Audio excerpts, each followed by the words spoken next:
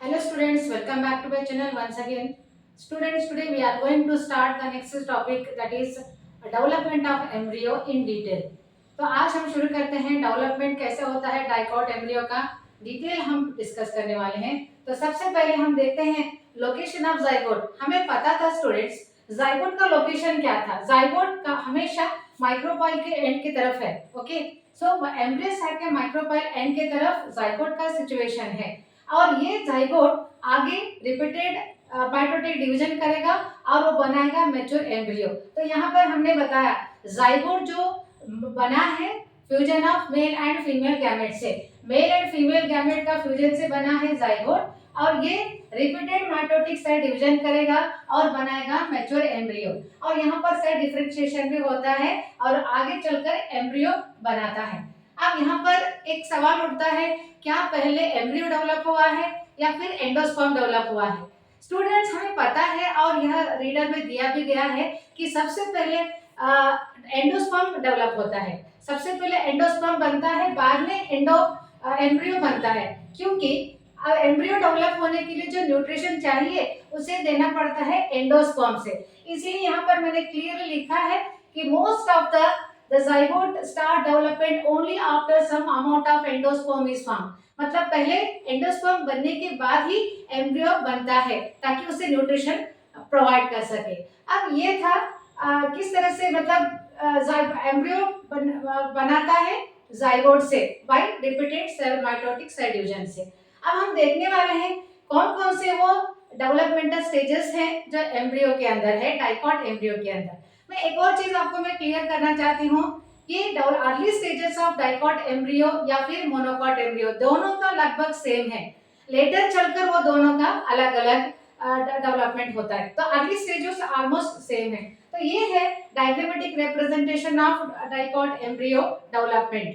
तो सबसे पहले हम देखते हैं, हमें पता है एम्ब्रियो सैक के अंदर जाइगोट जो माइक्रोपाइल एंड की तरफ है, जाइगोट जो माइक्रोपाइल एंड की तरफ है जो बना है by the fusion of male and female gamete से। मेल एंड फीमेल गैमेट से वो मिलकर जाइगोट बनाया है जो माइक्रोपाइल एंड की तरफ है। ओके, अब ये डिप्लॉयड जाइगोट अब डिवाइड करेगा टू सेल्ड स्टेज में। देखिए यहाँ पर, तो यहाँ पर डिवाइड हुआ ट्रांसवर्सली और ट्रांसवर्सली डिवाइड होकर दो सेल बनाता है। तो अपर सेल को हम क्या कहते हैं देखेंगे। तो अपर सेल को हम बेसल सेल कहते हैं एंड लोअर सेल को हम टर्मिनल सेल कहते हैं। अब यहाँ पर बेसल सेल माइक्रोपाइल की तरफ सिचुएटेड है और जो टर्मिनल सेल है वो चलाजल एंड की तरफ सिचुएटेड है। तो ये वाला बन गया टू सेल्ड, ये वाला two celled stage of the zygote. अब फर्दर जाइगोट डिवाइड होगा, कैसे डिवाइड होगा हम एक एक करके देखते हैं। सबसे पहले बेसल सेल कैसे डिवाइड होगा। अब देखिए बेसल सेल जो टॉप है, ये टॉप सेल डिवाइड करेगा ट्रांसवर्सली। सो ट्रांसवर्सली यानी हॉरिजॉन्टली डिवाइड करेगा और डिवाइड करके लगभग यहाँ पर 8 to 10 सेल्स बनाएगा। कितने? अराउंड 8 to 10 सेल्स बनाएगा। अब 8 to 10 सेल में इसको हम कहते हैं सस्पेंसर सेल। एंड जो अपर मोस्ट है, टॉप मोस्ट है, जो सस्पेंसर की टॉप मोस्ट सेल है, ये सेल बनाएगा हास्टोरिया।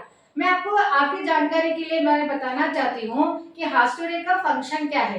तो हास्टोरिया जो न्यूट्रिशन एब्जॉर्ब करता है एंडोस्पर्म से, तो कंटिन्यूअस हास्टोरिया न्यूट्रिशन एब्जॉर्ब करके थ्रू सस्पेंसर वह एम्ब्रियो को पहुंचाता है। तो इस तरह से ट्रांसवर्सली टू सेल्ड वाला जो जाइगोट है डिवाइड होगा और ये बेसल से डिवाइड होकर अराउंड 8 to 10 सस्पेंसर सेल बनाएगा और ऊपर से जो टॉप मोस्ट सेल है उसे बनाएगा हास्टोरिया। अब ये हो गया हास्टोरिया। अब आते हैं टर्मिनल सेल। अब टर्मिनल सेल कैसे डिवाइड होगा। टर्मिनल सेल डिवाइड होगा वर्टिकली। टर्मिनल सेल डिवाइड होगा वर्टिकली, जो 2, 4, 8, 16 इस तरह से डबलिंग ऑफ द सेल्स करता है। वर्टिकली डिवाइड होगा, फिर हॉरिजॉन्टली डिवाइड होगा और वो बनाएगा इस तरह से ग्लोबुलर एम्ब्रियो। ग्लोबुलर मतलब जो सर्कुलर है, तो ग्लोबुलर एम्ब्रियो नेक्स्ट स्टेज है। अब यहाँ पर जो आउटरमोस्ट लेयर है डर्मेटोजन है और इनर सेल है, ये मास ऑफ टिश्यूज है।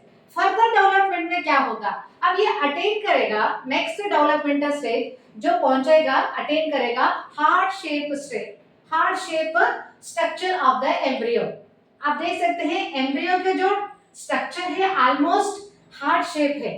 ओके, तो इस तरह से जब हम मैच्योर एम्ब्रियो को देखते हैं तो कैसे नजर आते हैं, देखिए। तो एक मैच्योर एम्ब्रियो जिसके अंदर आप देख सकते हैं यहाँ हॉस्टोरिया और सस्पेंसर, सस्पेंसर के जो फर्स्ट सेल है यहाँ पर नीचे बॉटम में ये रूट कैप बनाता है, और रूट कैप के नीचे जो सेल है वो रेडिकल है। हमें पता है रेडिकल आगे चलकर क्या बनाएगा, रूट देगा, और जो प्लिम्यूल है जो दो कॉटिलिडन के बीच में है ये प्लिम्यूल देगा, यह शूट, ये देगा शूट। अब यहाँ पर देख सकते हैं दो कॉटिलिडन्स है जो टर्मिनेट हो चुके हैं, एम्ब्रियोन एक्सिस प्लिम्यूल में टर्मिनेट हो चुका है। तो ए मैच्योर एम्ब्रियो किन चीजों से बना है, दो कॉटिलिडन्स है, प्लिम्यूल है, रेडिकल है। तो रेडिकल से बनेगा रूट और जो प्लिम्यूल से बनेगा शूट, और दो कॉटिलिडन्स जिसके अंदर रिजर्व फूड मटेरियल स्टोर करके रखेगा। So this is the structure of a embryo as well as developmental stage of the embryo. And with this we stop here only. The next that is the explanation about the structure of the embryo, mature embryo, हम अगले video में discuss करेंगे।